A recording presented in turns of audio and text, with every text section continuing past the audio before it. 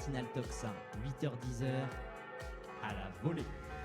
Bonjour à tous et bienvenue sur Tocsin. Vous l'avez promis, même avant notre rentrée officielle, nous allons suivre l'actualité et parler également des sujets dont on ne parle pas. Alors, la variole du singe, qui est le sujet du jour, évidemment, on en parle partout, voire un peu trop. C'est peut-être justement l'analyse que nous allons porter aujourd'hui avec mes deux invités, le professeur Christian Perron et Laurent Mukili. Bonjour à tous les deux. Bonjour. Et merci beaucoup d'être avec nous. Professeur Christian Perron, je rappelle que vous êtes médecin infectiologue, ancien chef de service au CHU de Garches, auteur notamment, on va citer le dernier ouvrage de ce livre, Le Réveil, 4 ans après, avec votre co-auteur Stéphane Chatry, c'est aux éditions Guy Trédaniel. Et puis Laurent Mukili, vous êtes sociologue, directeur de recherche au CNRS, auteur de plusieurs ouvrages aussi sur le Covid. Je vais citer La doxa du Covid, enquête sur la gestion politico-sanitaire de la crise, c'est le tome 2. Vous aviez également le tome 1 aux éditions Éoliennes, ou encore Défendre la démocratie, une sociologie engagée toujours chez Éoliennes.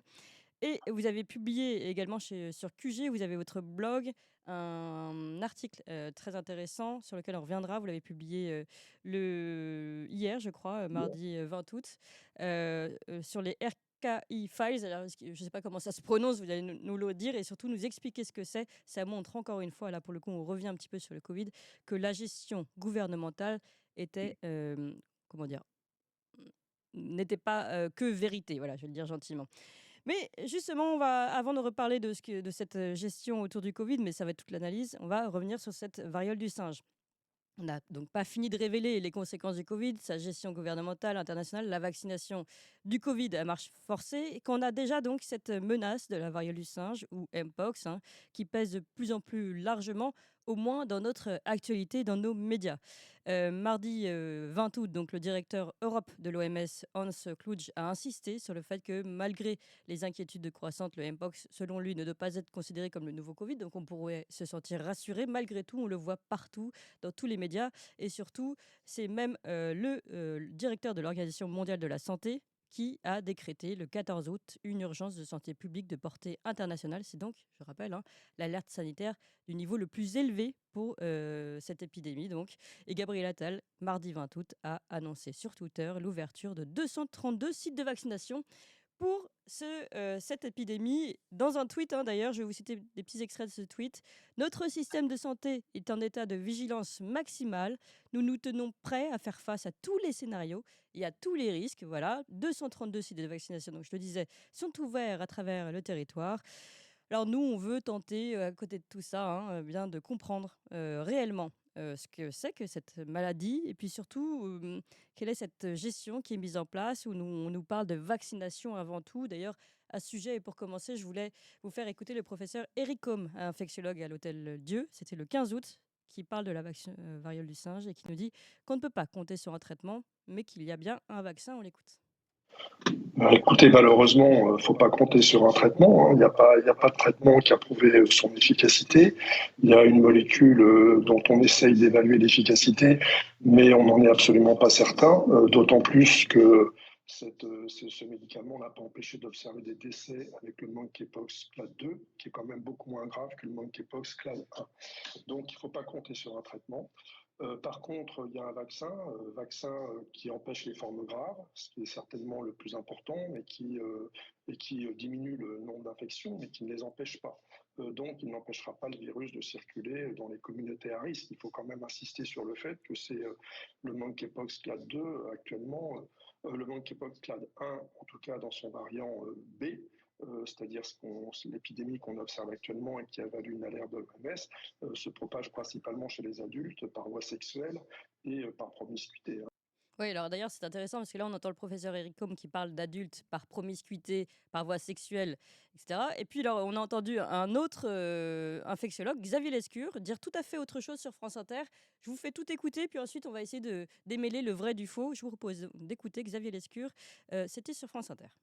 Enfants en bas âge et enfants dans les premières années, au-delà des nourrissons ou des nouveau-nés, tous les immunodéprimés, que ce soit VIH ou traitement immunosuppresseur, chimiothérapie, etc. Et puis effectivement les femmes enceintes, qui est une forme de fragilité et de phase temporaire d'immunodépression. Ouais, voilà. Alors en tout cas, on va tenter de démêler le vrai du faux. Pour ça, je vais commencer par vous, professeur Perron. Quelle est, d'abord, est-ce que vous pouvez nous présenter cette maladie? Alors, tout ça, pour moi, c'est une grande singerie. Alors, la variole humaine a été terrible. Elle a tué 30% des humains à chaque génération depuis des siècles. Heureusement, elle a été totalement éradiquée grâce au vaccin. Le vaccin a d'ailleurs été arrêté dans les années 70 parce que c'est un vaccin qui, de temps en temps, donnait des effets secondaires graves, voire mortels, il faut le reconnaître, mais face à l'époque à une mortalité de 30%, on pouvait accepter ces effets secondaires rares. Voilà, donc la variole humaine, elle a disparu, on l'a jamais revue. Elle est dans 2 coffres-forts aux États-Unis et en Russie, mais elle n'est jamais ressortie. Alors, on nous a sorti la variole du singe qui est connue depuis les années 50. Et dans le réservoir principal, c'est probablement pas le singe, il y a aussi beaucoup de rongeurs, mais c'est un virus africain, hein, c'est les rongeurs qui sont souvent porteurs. Et on le sait depuis longtemps que dans certains villages en Afrique, il y a des épidémies. Ce sont des chasseurs de brousse. Ils se contaminent. Alors, c'est pas, la variole du singe n'est pas adaptée à l'homme, donc elle ne se transmet pas par voie respiratoire. Contrairement à ce que suggèrent certains, même dans les avis officiels de l'Union européenne, c'est pas du tout écrit que sa transmission respiratoire, c'est contact direct, intime. Et en Afrique, si on dépèce un singe qui est contaminé avant de le cuire, il y a aussi ça m'a fait rire un jour, il y a des médias en France qui ont dit attention, si vous mangez de la viande, vous êtes à risque de variole du singe. Mmh. Le virus ne survit pas à la cuisson et de toute façon, c'est en dépeçant l'animal qu'on se contamine. Et en Afrique, il y a eu un taux de mortalité qui est faible, hein, même Oui. tous les communiqués officiels disent que c'est une maladie qui est plutôt bénigne, quelquefois il y a Mais quelques formes parce que sévères. moi, j'ai vérifié des chiffres du jour, aujourd'hui. Je crois que le pays le plus touché, c'est la Côte d'Ivoire, et ils en sont à 7, alors, une vingtaine de personnes touchées officiellement par cette maladie, si je ne me trompe pas, hein, vous allez nous redire. Et, et je crois 7 décès, c'est ça? Enfin, donc on a. Bon, je dis pas que c'est pas grave, mais on n'est pas non plus dans une épidémie Les mondiale. décès en Afrique, il faut bien voir que des populations sont fragiles, sont quelquefois malnutries, ont des carences vitaminiques. C'est un peu comme la rougeole qui peut être très grave en Afrique et pas Mmh, grave en les pays européens. Donc voilà, on ne peut pas vraiment comparer ces chiffres, mmh. mais officiellement, c'est un chiffre de mortalité très très bas. Alors d'un seul coup, faut remonter, parce qu'on n'entendait plus parler de cette variole. Bon, il y a malheureusement toujours quelques épidémies en Afrique. C'est ressorti quand Bill Gates a investi en 2019 sur un nouveau vaccin variole.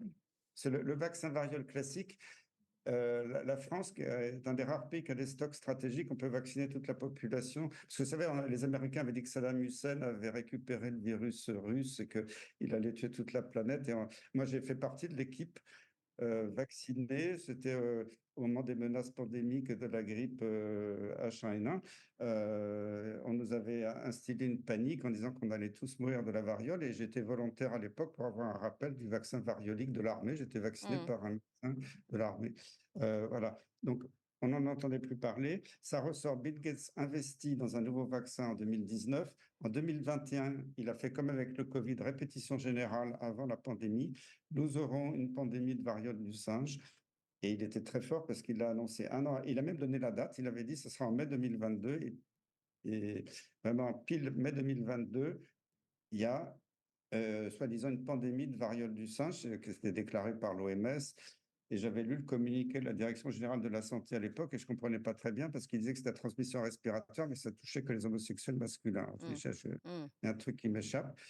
Et effectivement, il y a eu un petit démarrage. Alors, surtout, ce qui était très troublant, c'est qu'elle a démarré dans 10 pays différents, 4 coins de la planète, le même jour, chez des gens qui n'avaient jamais voyagé, jamais pris l'avion, jamais été en Afrique. Et donc, c'était obligatoire que ce soit disséminé volontairement. Il n'y avait pas d'autre possibilité. Je l'ai dit, il était attaqué dans Alors les là, vous médias. dites des choses quand même très, très importantes et très graves, hein. Donc on va prendre le temps aussi de revenir dessus. Je vais donner la parole à Laurent Mukeli, bien sûr, mais je voudrais juste que vous finissiez quand même, tout ce que vous dites. Donc oui. Cet épisode de pandémie qui a touché les homosexuels masculins. Et curieusement, contrairement à la variole un peu endémique dans certaines régions d'Afrique qui donne des pustules sur tout le corps, y compris le visage, qui est un diagnostic, il n'y a pas de forme asymptomatique, le diagnostic, il est immédiat, Oui. il est clinique. Cette forme, chez les homosexuels masculins, donnait des lésions essentiellement autour des organes génitaux et de l'anus. C'est comme ça, Mmh. j'ai parlé avec beaucoup de médecins qui ont vu quelques cas en France. et c'était une forme très bénigne. Ça s'est arrêté rapidement. Au bout de quelques mois, il n'y avait plus de cas dans les pays occidentaux.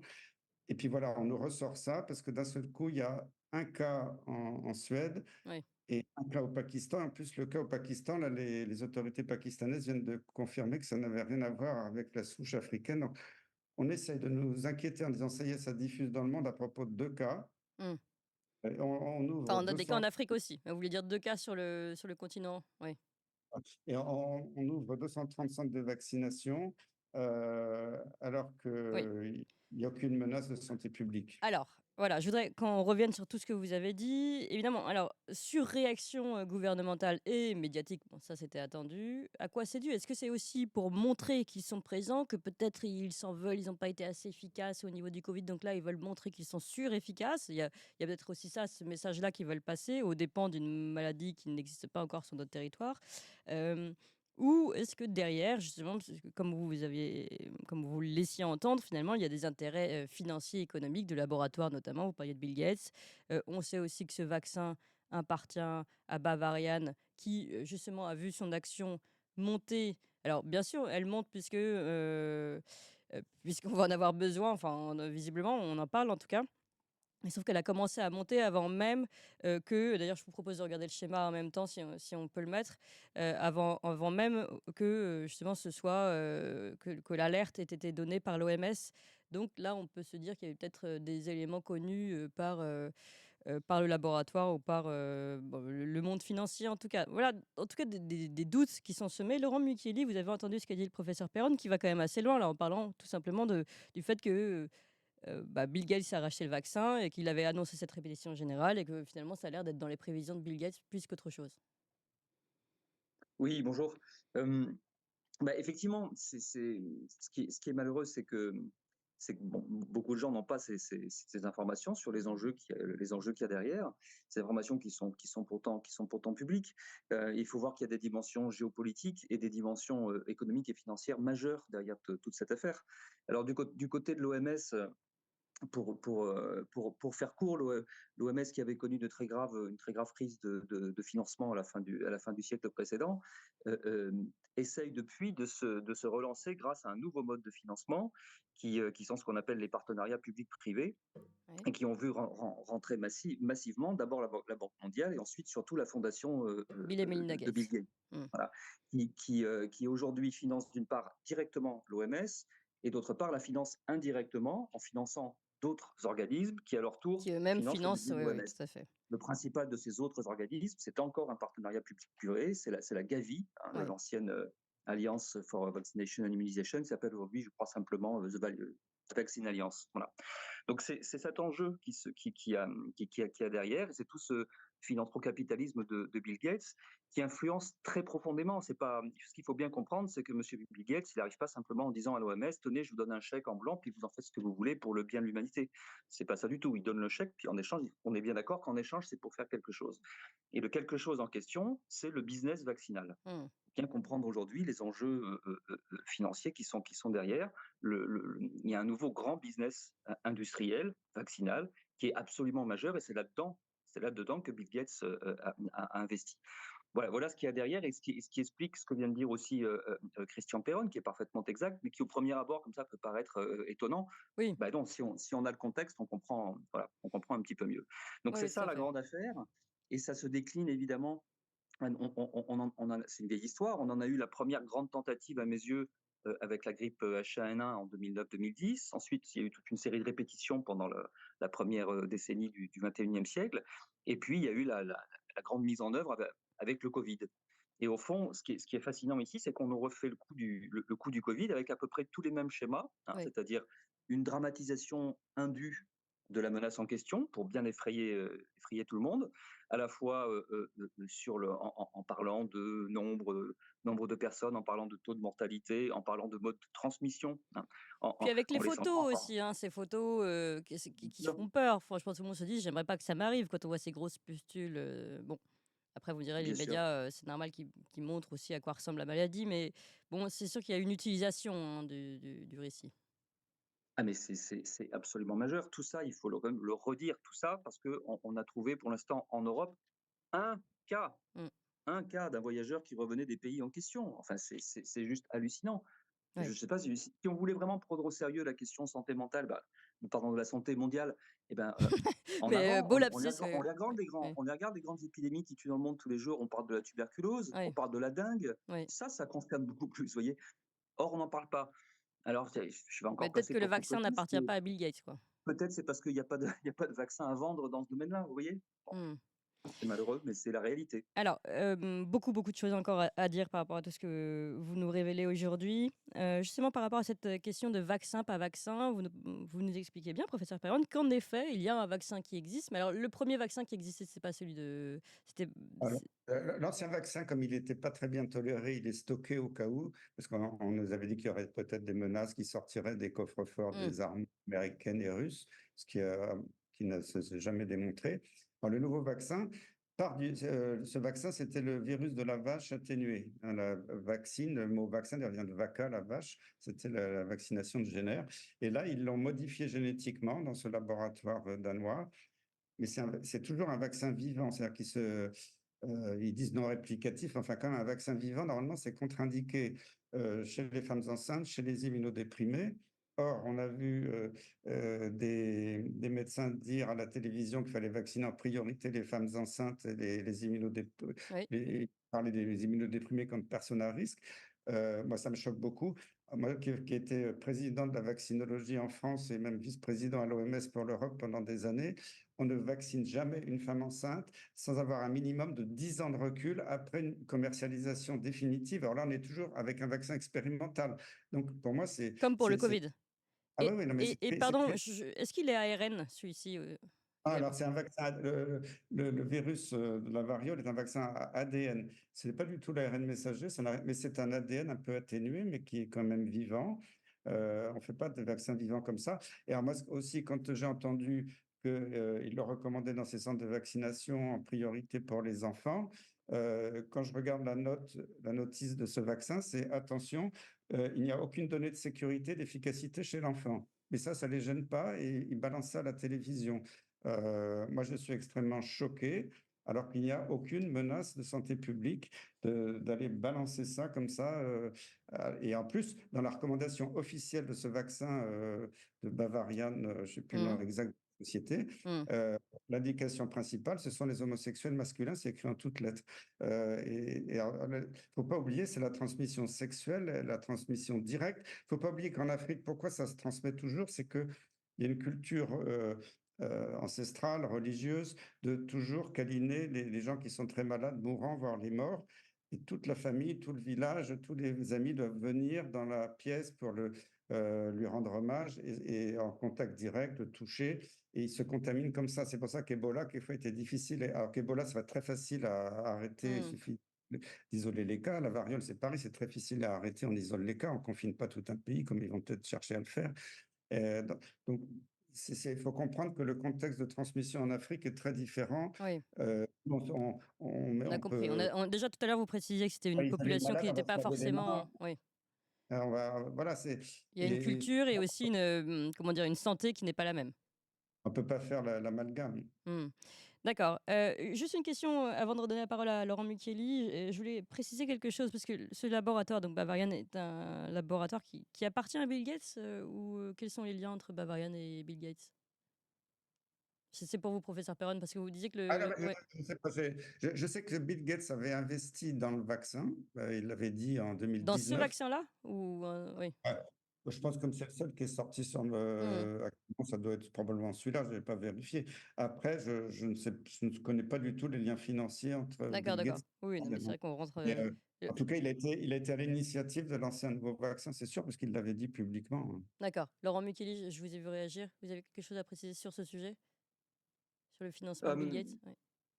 Oui, oui, bah encore une fois, c'est un des deux grands axes, c'est une des deux grandes choses qui intéresse Bill Gates et qui l'intéresse dans un mélange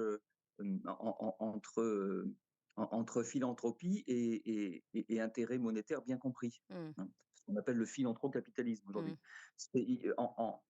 En français, il y a un livre d'ailleurs d'un journaliste qui est paru en 2019 ou 2020, je crois, hein, qui s'appelle Lionel Astruc, qui racontait ça. Et les deux grands secteurs dans lesquels Bill Gates investit, c'est d'une part l'alimentation en mettant le paquet sur les OGM, et d'autre part les vaccins en mettant le paquet sur, au fond, quelque chose qui ressemble quand même aux OGM, Oui, la technologie de l'ARN messager. Voilà. l'hybridation, oui. Donc, voilà, c'est les deux grands enjeux. Et encore une fois, c'est pas par pur sentiment humanitaire. Derrière, ce sont des bonnes affaires aussi. Et Bill Gates, qui est quelqu'un qui parle beaucoup, en fait, hein, il parle partout, on peut le lire, l'écouter, l'entendre.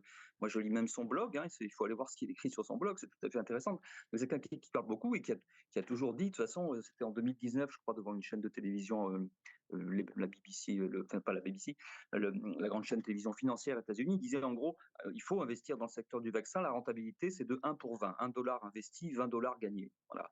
Faut bien voir, c'est un monstrueux business qu'il y a derrière, et qu'aujourd'hui les industries pharmaceutiques sont un des fleurons de ce qu'on appelle le capitalisme financier, avec sa dimension évidemment de spéculation boursière que vous avez évoqué tout à l'heure, bien sûr, et tout ce qui se cache derrière, bien sûr, les délits d'initiés, etc. Ouais. Ce qu'on a déjà vu également pendant la crise du Covid, tout ça par exemple avec l'affaire de Gilead au début. Donc c'est malheureusement des mécanismes qu'on connaît bien qui se mettent en place. Ce qui est incroyable ici, c'est la rapidité.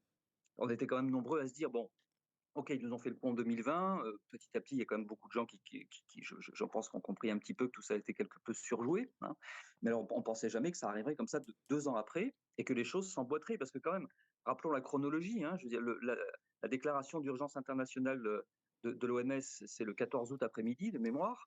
Oui. Et l'annonce l'annonce par cette firme danoise qui fabrique le vaccin en question, qu'elle va multiplier sa production et qu'elle demande des autorisations de commercialisation pour les jeunes auprès de l'Agence européenne du médicament, etc., c'est 48 heures après. Et les déclarations des médecins de plateau télé qui arrivent, Ah hein, oui, ce que là, moi j'appelle... puis les mêmes, hein. Hein, Ouais. ouais. Et qui sont les mêmes que pendant le Covid, hein. C'est le même bande, le même Oui, oui. réseau de gens qui se Docteur connaissent, Lacombe, Eric qui Combe. cohabitent entre eux. Oui, voilà, Monsieur Lescure, Madame Autran, qui a pris la place de Monsieur Delfrécy, qui sont des gens extrêmement proches, etc. C'est toujours le même réseau de gens qui sont cooptés et qui sont choisis par le politique et reconduits pour les bons services qu'ils rendent. Ouais. Oui, c'est assez impressionnant. Et juste pour revenir sur le schéma de Bill Gates, peut-être rappeler également que en s'occupant et de l'alimentation et du vaccin, la boucle est bouclée d'une certaine façon, parce que s'il fait une alimentation qui est finalement malsaine, hein, on peut s'interroger sur ce sujet, on aura peut-être de plus en plus besoin de phytosanitaires et de vaccination derrière, parce que le corps sera de plus en plus fragilisé. Enfin, on peut se dire qu'après, c'est même une boucle gagnante financièrement également. Bon, là, je pousse peut-être un petit peu loin le bouchon, Alors, mais... c'est une interprétation, hein, mais moi, ce que je trouve le plus préoccupant là-dedans, c'est qu'on essaye au fond de faire oublier aux gens ce qui sont quand même des bases fondamentales et me semble-t-il De la santé, vérités oui, des oui, vérités de la vie et de la oui, vraie vie, hein, oui, voilà. oui, oui. Mais que la bonne santé, ça dépend fondamentalement de nos systèmes immunitaires individuels, qui eux-mêmes dépendent fondamentalement des conditions dans lesquelles nous vivons. Hein. C'est pas un hasard, Christian Perron le rappelait à sa façon à l'instant, c'est pas un hasard si ces épidémies se développent dans des pays pauvres où il n'y a pas les conditions d'hygiène, Oui, c'est ça. d'alimentation, de travail, etc. Ce qui était le cas d'ailleurs autant jadis, dans les siècles passés, en Europe, hein, ou au temps de la peste, au temps du choléra, etc., où à nouveau c'était ces conditions de vie fondamentales. Donc on est en train, en nous faisant croire que les choses sont très simples, c'est des relations de cause et à effet direct, une maladie, pouf, tu as un vaccin, c'est terminé, on est en train de faire disparaître toute la dimension sociale qui est derrière. Hein. Voilà. Tout ça disparaît. Il n'y a Oui, c'est plus ça. que La dimension aussi c'est simple de rechercher la santé tous les jours par notre mode de vie. Oui, et c'est un véritable mythe, hein. Ça rejoint l'espèce de mythe du progrès par la technologie, qui est l'espèce de dernier mythe un peu religieux qui reste en Occident, au fond, hein. Et Bill Gates en est l'incarnation. Il faut voir sur son blog en mai 2022, de mémoire, comment il écrit: nous pourrions aujourd'hui, en 6 mois, éradiquer toutes les maladies en Ouais. vaccinant la Terre entière. C'est-à-dire que c'est des raisonnements d'enfants de 10 ans. Et puis hein. il a quand même tenté, il Je tente demande de aussi, petits, de il est petits il est quand enfants. même en train de travailler sur, la dissémination d'insectes eux-mêmes, propagateurs de vaccins ou d'autres produits qui sont censés améliorer la santé de tous et des animaux et Alors de l'humain. Et ça, c'est un autre problème qui est tout à fait méconnu aujourd'hui, c'est alors monstrueux. qui est bien réel et important, Mmh. c'est-à-dire tous les enjeux éthiques qui se cachent aujourd'hui derrière ce grand business vaccinal et derrière les recherches Mmh. biologiques, génétiques, derrière plus précisément encore les manipulations génétiques qui se cachent derrière toutes ces recherches, en particulier ce qu'on appelle des recherches sur les gains de fonction, Oui. hein. Et si vous lisez, ne serait-ce que quelques articles dans la revue Science, qui sont parus ces 2 dernières années, vous verrez que, y compris sur cette histoire de nouveaux vaccins sur la variole du singe, il y a peut-être aussi ces questions-là qui sont derrière. Et attendez, alors parce que le gain de fonction, il me semblait que c'était, notamment avec l'ARN ou pas? Non, là, peut-être que je maîtrise pas, professeur Perron. Ça peut être avec tous les microbes, mais même Mmh. Tedros, le directeur de l'OMS, quand il a voulu faire passer en force son traité de pandémie, qui n'est pas passé, mais il a quand même fait passer plein d'amendements dans le règlement sanitaire Oui. international en nuit, euh, il dit, vous aurez de toute façon de nouvelles pandémies. Il a même parlé de la pandémie à virus X, il a un virus X tout près. Moi, cet été, je pensais franchement qu'à la rentrée, ça allait être la grippe aviaire parce que ils ont bombardé tous les médias aux États-Unis avec ça, en disant attention, il y a un virus très dangereux pour les poulets. Il y avait quelques Mmh. poulets morts aux États-Unis, il y avait 0 cas humain. Et j'avais entendu une émission de télé américaine où un expert disait attention, ce virus est très dangereux, il va tuer la moitié des humains. Et voilà, puis d'un seul coup, ils ont basculé à la variole, je ne sais pas pourquoi. Oui. Enfin, ils annoncent des virus qui tuent beaucoup, beaucoup. Ça me rassure. Malheureusement, ça génère des morts, mais ça me rassure parce qu'un virus qui tue trop ne se propage pas bien.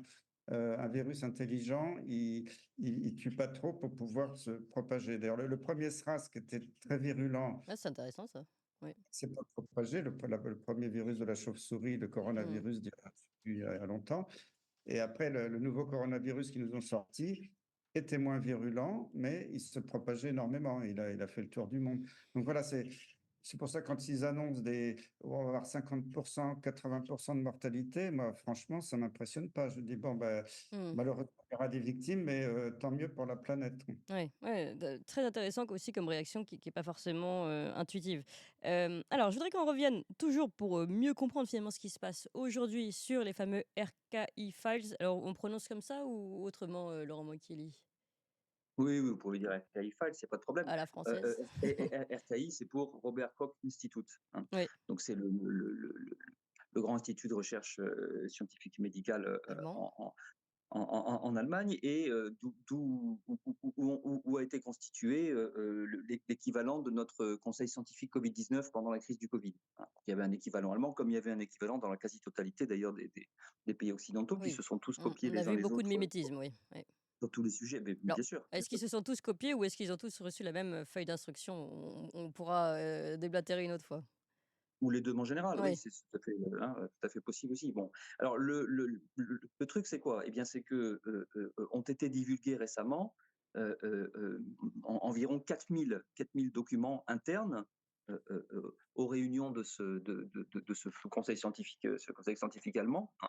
C'est qui contiennent des rapports, qui contiennent beaucoup d'échanges de lettres, beaucoup de courriers électroniques et qui permettent de voir un petit peu qu'est-ce qui se discutait réellement, hein, et de comparer les discussions internes, hein, avec ensuite ce qui était les communiqués officiels au fond. Voilà.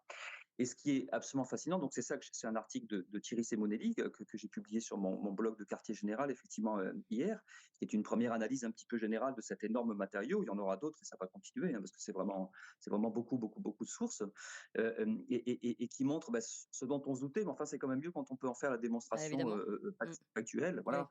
Qui montre que ce qui s'est passé pendant cette crise, c'est l'inverse de ce qu'on nous a annoncé. On Pendant nous a la crise annoncé au covid, fond oui. que oui, la crise Covid. On nous a annoncé que le politique ne faisait que suivre la science avec un S majuscule, Mmh. n'est-ce pas? Voilà. Mais ce que montrent ces documents, c'est un petit peu l'inverse. C'est-à-dire, on voit plutôt la science qui suit le politique, en réalité, hein. Et ça se voit sur tous les sujets. C'est-à-dire, on Est-ce que voit vous pouvez que, donner bah, un on a exemple la. concret, par exemple? Oui. Oui, bah, par exemple, ça se voit sur la masque, ça se voit sur la question faut-il fermer les écoles ou les bars et les restaurants, ça se voit sur la vaccination, bien sûr, pour vous donner un exemple, hein. Je veux dire, très, très, très, très rapidement, bon, les scientifiques qui sont là sont, pas, sont un minimum informés, donc ils se rendent compte que ce vaccin, contrairement à ce qu'on raconte partout, ne protège pas de la transmission. c'est pas vrai du tout et que donc c'est pas ça qui va arrêter une épidémie. Ils le constatent, ils ont des rapports qui remontent des hôpitaux allemands, qui montrent, par exemple, bien que dans les services d'urgence ou de réanimation à telle époque, il y a tout autant de gens vaccinés que pas vaccinés. Voilà, donc c'est pas Ah, bon. c'est Ils incroyable, ont ce oui. genre ils ont ce genre d'informations, mais dans le communiqué qui sort ensuite, ça a disparu. Tous les doutes ont disparu et le communiqué dit non, non, pas de problème, il faut continuer à faire ça, il n'y a que ça à faire. Vous voyez. Pour donner un petit exemple, là, il y a tout ça est extrêmement cité, documenté dans l'article en question. Mais je Ouais. répète, la grande leçon, c'est ça, c'est de montrer que ce n'est pas le politique qui a suivi la science, contrairement à ce qu'ils ont passé leur temps à raconter, c'est le contraire. C'est la science qui a suivi le politique et qui a tordu les choses le plus possible, dans tous les sens possibles, pour à la fin délivrer le message conforme qu'on attendait. C'est une Voilà. preuve de plus, si vous voulez, dans ce sens-là, parce qu'on en a quand même eu un certain nombre maintenant, mais une preuve de plus avec, je le rappelle, hein, l'authenticité de tous ces documents dont vous parlez, qui a été confirmée par l'État fédéral. Donc là, on ne peut pas dire complotisme ou quoi. Franchement, encore une fois, ce sont des preuves avec des sources et ultra confirmées. Donc que tout le monde aille lire et se reporter avant tout à cet article donc, de Laurent Micheli sur QG.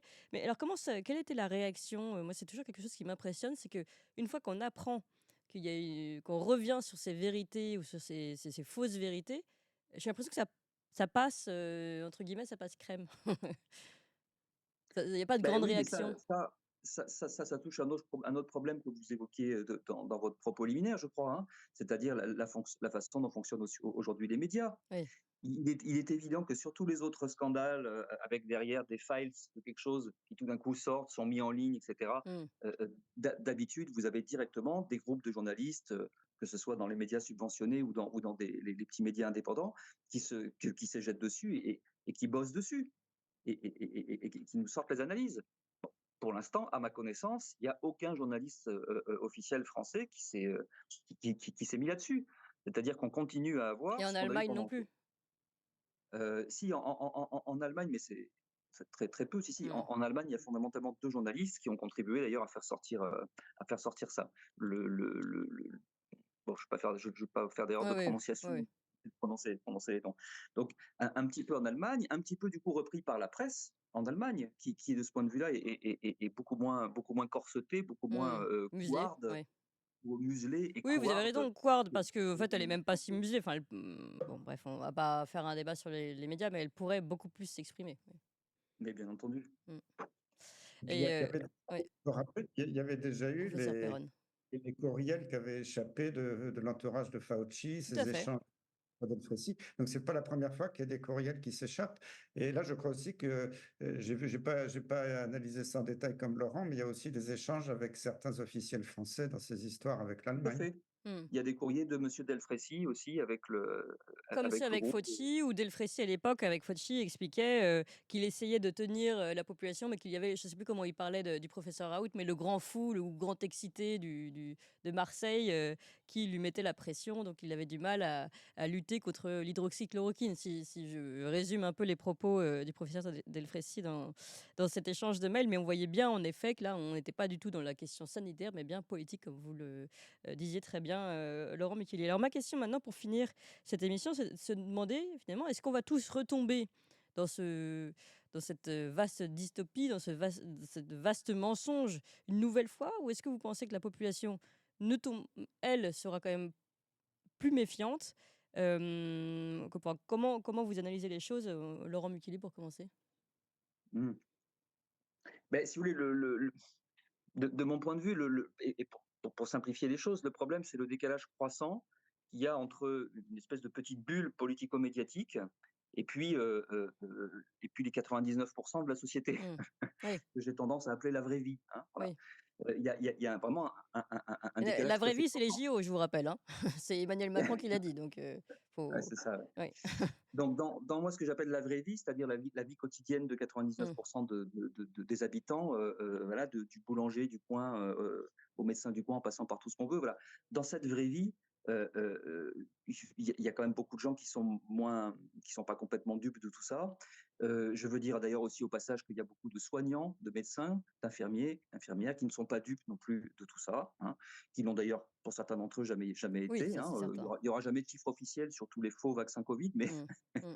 s'il y en avait, je pense qu'on aurait quelques petites surprises, hein, Mmh. voilà. Donc le problème, c'est que tous ces gens-là se taisent, soit parce que enfin, pas parce qu'ils sont en permanence intimidés en réalité. Hein. C'est pour ça d'ailleurs que des gens comme Christian Perron ou moi avons été tellement attaqués. C'est à Bien la sûr, fois pour nous faire taire, nous, mais aussi pour faire exemple auprès des autres bien hein, sûr. et pour les dissuader de Oui, parler. mais il y a une Donc carrière en jeu, il y a une vie sociale en jeu. Enfin voilà, précisons-le tout de c'est même, hein. ça.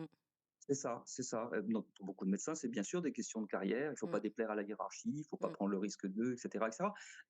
Avec derrière la menace d'être mis de côté, d'être ostracisé, d'être changé de poste, de ne pas avoir sa promotion, etc., etc. Oui, Et inversement, quand on fait bien tout ce qu'on attend de nous, qu'on est bien gentil, qu'on répète les bons messages et qu'on va bien faire raconter, même si c'est des choses auxquelles on ne croit pas un instant, eh bien, on aura une promotion, on aura une médaille. Enfin, faut dire les choses. Vous voyez bien sûr. comment tous ces médecins de plateau et tous ces Oui. scientifiques aux ordres du politique qu'on a eu pendant la crise du Covid ont ensuite reçu qui un prix de l'INSERM, qui la Légion Légion d'honneur, qui d'honneur machin, etc.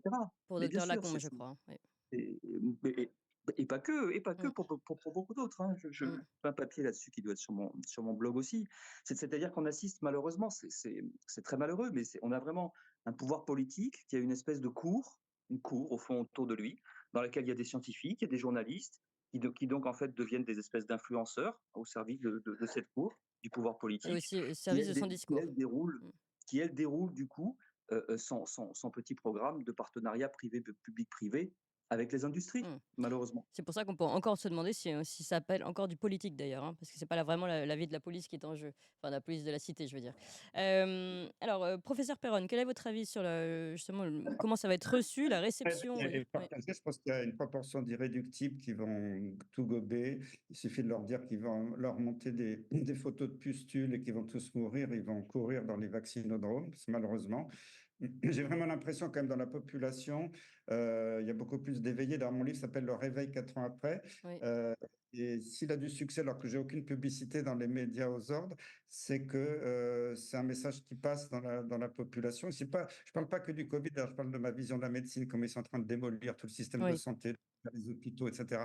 Et je vois que les gens quand même réagissent beaucoup plus. Souvent les gens m'arrêtent dans la rue, c'est toujours les mêmes messages super positifs. Grâce à vous, on a tenu, vous avez été notre phare dans la nuit. C'est sympa, ça me touche beaucoup. Et c'est tous les milieux sociaux. Ceux qui ne oui. sont pas encore très éveillés, c'est les jeunes. Mais ça commence. Et c'est pour ça que je faisais un peu la promotion du livre du jeune Léo Dubois, qui est un étudiant en biologie de l'Université d'Aix-Marseille, qui a écrit un livre remarquable qui va sortir bientôt. Et donc voilà, je reste quand même assez optimiste et les gens se feront beaucoup moins manipuler, je pense, que la première fois.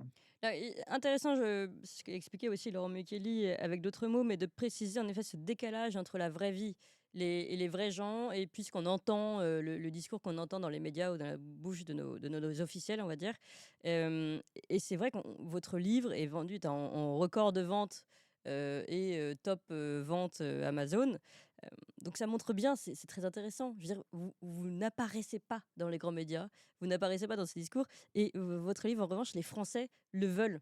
C'est quand même ça, c'est quand même au moins une lueur d'espoir, voire plus, la voie à suivre pour la suite, et voir comment on va continuer de sentir ce décalage qui un jour va forcément aller vers une crispation plus forte, hein, mais en tout cas, en attendant, il y a une volonté de savoir et une volonté de s'instruire différemment que par le discours officiel.